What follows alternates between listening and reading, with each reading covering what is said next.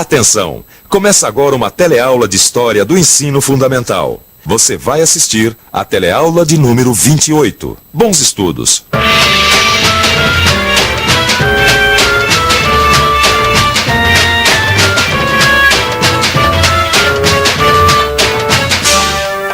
Oi, oi. O que você está fazendo aqui na fila? Tirar a carteira de trabalho. E você, o que está fazendo aqui? Também vim tirar a carteira de trabalho. Para que serve a carteira de trabalho? É uma garantia que a gente tem para o futuro. Bom, você deve estar se perguntando o que a carteira de trabalho faz na nossa aula de hoje. É muito simples. Essa carteira tem história. E nós vamos ver como e quando ela apareceu no nosso país. E também como ela foi usada por 3 importantes personagens da nossa história: o governo, o trabalhador e o empresário. Que droga! Esse pessoal continua lá embaixo. Não arredo o pé. Ô, Dona Prímula, por favor, que horas são? É 17 horas, senhor ministro. 17 horas e eles ainda não chegaram. Eu não aguento mais isso. Dona Prímula, por gentileza, me ligue pro representante dos empresários. De novo? Eu já liguei umas 18 vezes. Dona Prímula, por gentileza, colabore. Pois não. Bom, enquanto a Dona Prímula dá esse telefonema, deixa eu explicar uma coisa pra vocês. Isso aqui não é de verdade, não. Nós estamos fazendo uma reconstituição histórica, tá certo? Na verdade, nós estamos fazendo esse teatrinho só para que vocês compreendam que o governo brasileiro, nos anos 30, tinha uma batata quente nas mãos. Ah, isso tinha. A batata quente, ou seja, o problema sério que o governo tinha nas mãos naquela época, tem tudo a ver com essa carteira aqui. Na década de 20, os trabalhadores pressionavam por direitos sociais e o governo precisava criar leis e instituições que organizassem a vida dos trabalhadores e dos empresários. Mas será que as pessoas sabem o que isso significa? Deixa eu dar uma olhada. Oi, você jovem futura trabalhadora, faz de conta que você acaba de conseguir seu primeiro emprego e sua carteira de trabalho já está assinada. Quem pode garantir que seus direitos de trabalhadora vão ser respeitados? Bom, as leis trabalhistas, né? A Justiça do Trabalho. Sindicato. É através dos sindicatos que os trabalhadores e os empresários se organizam. Foi para organizar os sindicatos que o governo apresentou, lá naquela época que nós estamos estudando, a lei de sindicalização. Alô? É da Associação dos Empresários? Aí, um minutinho, por favor, que o senhor ministro do Trabalho vai falar. Alô? Alô? Tá me ouvindo bem? Estou ouvindo, senhor ministro. Parece até que o senhor está aqui do meu lado. E bom, isso é muito bom, é exatamente disso que eu preciso, sabe? Ter vocês ao nosso lado. Como assim, senhor ministro? Como assim? Olha, nós precisamos fazer um acordo com vocês, empresários, e com os trabalhadores. Nós queremos todas as categorias profissionais participando do nosso esquema de sindicalização. Sim, a lei já está pronta. Agora o que vocês precisam fazer é colaborar conosco na questão dos direitos trabalhistas. Mas nós queremos cooperar com o governo, senhor ministro. Mas veja bem, se nós tivermos que reduzir a jornada de trabalho para 8 horas, pagar salário mínimo, pagar benefícios sociais, tudo ao mesmo tempo, nós vamos quebrar, senhor ministro. Mas vocês, empresários, têm que compreender o seguinte: a única maneira de nós colocarmos o Brasil nos trilhos é através dos direitos trabalhistas e do controle dos sindicatos, entende? Eu entendo. Quer dizer que o governo vai controlar todos os sindicatos? Exatamente. Sim, porque senão começam a surgir os sindicatos independentes e a bagunça política toma conta do Brasil. E aí, adeus progresso, adeus indústrias. Não, justamente a lei de sindicalização vai servir para organizar os sindicatos dos patrões e os sindicatos dos trabalhadores de maneira controlada. Só assim o governo vai poder manter a ordem. Eu entendo, mas, senhor ministro, o que diz exatamente essa lei? Olha, tá aqui, eu vou ler para você. A lei diz o seguinte: que os sindicatos patronais e os sindicatos dos operários serão órgãos de cooperação com o poder público. O Estado estará no controle de tudo. Sei. O Estado forte e os sindicatos atrelados ao governo. Foi um fato marcante para o movimento operário a existência dessas leis, em que pese ter vindo sob a orientação dos italianos, fascistas, através da Carta de Lavoro, mas as conquistas asseguradas por lei eram aspectos positivos que até hoje muitos não esquecem. Por outro lado, ele criou um sindicalismo assistencialista, corporativista e atrelado ao Estado. Isto é, os sindicatos não podiam funcionar com essas amarras que o Estado impunha. Uma estrutura sindical ela tem que ser organizada de acordo com a vontade dos trabalhadores. O Estado deve dar garantias mínimas para que se exerça o direito sindical, mas a forma de construir esse sindicato tem que ser de acordo com os trabalhadores.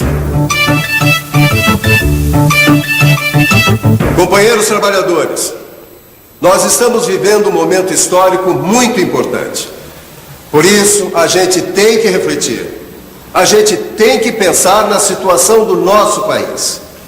A gente não pode esquecer que a Revolução de 30 foi uma vitória dos trabalhadores. O presidente Getúlio Vargas já criou o Ministério do Trabalho. Antes, o trabalhador que lutava pelos seus direitos era chamado de baderneiro. Era tratado como se fosse bandido. Hoje não é mais assim. O trabalhador tem o respeito que merece. Só que agora, o governo resolveu inventar essa tal lei de sindicalização. Quer que o Estado tenha poder sobre todos os sindicatos autônomos. E quem não entrar na lei, fica sem os novos recursos. Fica sem o dinheiro do imposto sindical. Entendem? Por aí você vê como os avanços trabalhistas no Brasil foram difíceis. Nessa época que nós estamos representando aqui, a situação dos trabalhadores piorava e melhorava ao mesmo tempo. Eles tinham cada vez mais direitos no trabalho e cada vez menos controle sobre os seus próprios sindicatos. Eles ganhavam mais benefícios e perdiam poder. O governo Vargas anuncia mais uma reforma nas leis do trabalho. É a implantação da carteira de trabalho no Brasil. Ela será mais uma garantia ao trabalhador brasileiro. E vem se juntar às muitas conquistas trabalhistas do país.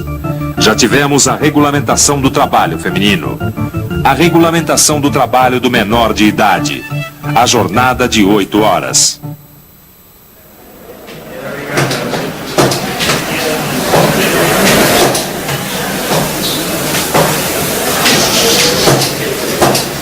Foi assim que a nossa carteira de trabalho entrou para a história.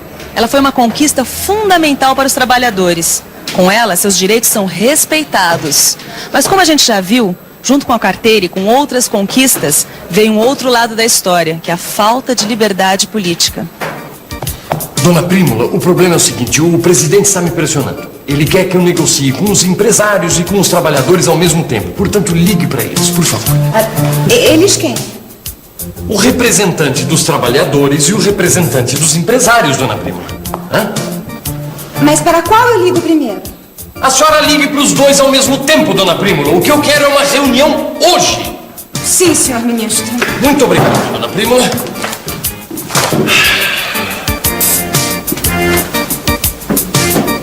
Senhor ministro, eles já estão aqui. Ô, dona Prímula, agora eu senti firmeza, hein? Vou até pensar num aumento aqui para a senhora. Ele disse isso para todas, mas carteira assinada que é bom. Eu posso mandá-los entrar? Sim, lógico, por favor. Obrigado. Por favor.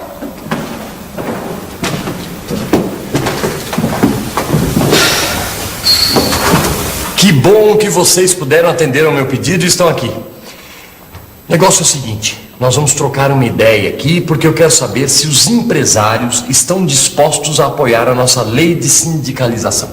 Bom, a maioria dos industriais do nosso país já está se sindicalizando conforme a orientação do governo. Que ótimo. Muito bom. E os trabalhadores? Nós também estamos nos sindicalizando conforme a nova lei do governo. Excelente. Agora o Brasil vai para frente. Nós, empresários, estamos inclusive dispostos a participar diretamente na elaboração das leis, das comissões do governo e tudo mais. Nós queremos ajudar. Certo? Nós também. Mas tem o seguinte, nós queremos que a lei de acidentes no trabalho seja reformada. E o que o empresariado pensa a respeito? Nós somos favoráveis. Favoráveis. Ótimo. Mas não agora, creio. Não, mas como assim? Peraí. Porque nós achamos que o mais importante agora é a Assembleia Nacional Constituinte, que tem que sair até 1934, vocês não acham? Mas quanto a isso, nós também temos interesse. Nós queremos que as leis trabalhistas sejam garantidas na nova Constituição do Brasil. Ah, e elas serão. E elas serão, tenha certeza. A Assembleia Constituinte do Brasil acaba de ser eleita.